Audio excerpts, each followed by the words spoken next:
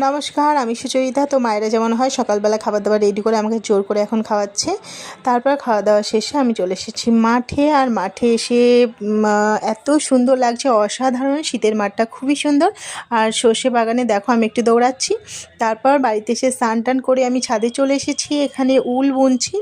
এখানে এই জিনিসটা বানানো চেষ্টা করছি, মানে এগুলো আমি বানাতে পারি আর চেষ্টাও করছি আরও বেটার করার জন্য। আর এগুলো আমার বানাতে ভীষণ ভালো লাগে। সময় ব্যাগরে হয়তো হয় না, কিন্তু আমার ভালো লাগে। তো চলো একবারে সন্ধ্যাবেলায় দেখা হচ্ছে।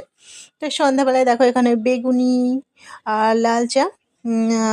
তো মায়ের কাছে আসলে মা সবসময় হাতে হাতে খাবার। মায়েরা অ্যাকচুয়ালি যেমন হয়, সব মায়েরা এমনই হয়। সব মাদের আমার তরফ থেকে অনেক অনেক ভালোবাসে। আর তারপর আহ, এই ঠান্ডার মধ্যে একটু আগুন না পোয়ালে হয়। তারপর উঠানে আমরা সবাই মিলে আগুন পোয়াচ্ছিলাম। তো ছোট্ট এই ভিডিওটা ভালো লাগলে একটা লাইক করো। সবাই ভালো থেকো, সুস্থ থেকো। নমস্কার, আমি সুচরিতা। তো মায়েরা যেমন হয় সকালবেলা খাবার দাবার রেডি করে আমাকে জোর করে এখন খাওয়াচ্ছে।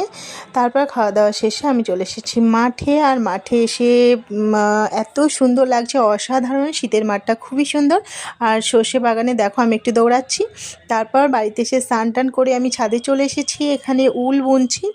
এখানে এই জিনিসটা বানানো চেষ্টা করছি, মানে এগুলো আমি বানাতে পারি আর চেষ্টাও করছি আরও বেটার করার জন্য। আর এগুলো আমার বানাতে ভীষণ ভালো লাগে। সময় ব্যাগরে হয়তো হয় না, কিন্তু আমার ভালো লাগে। তো চলো একবারে সন্ধ্যাবেলায় দেখা হচ্ছে। তো সন্ধ্যাবেলায় দেখো এখানে বেগুনি আর লাল চা। তো মায়ের কাছে আসলে মা সবসময় হাতে হাতে খাবার। মায়েরা অ্যাকচুয়ালি যেমন হয়, সব মায়েরা এমনই হয়। সব মাদের আমার তরফ থেকে অনেক অনেক ভালোবাসে। আর তারপর আহ, এই ঠান্ডার মধ্যে একটু আগুন না পোয়ালে হয়।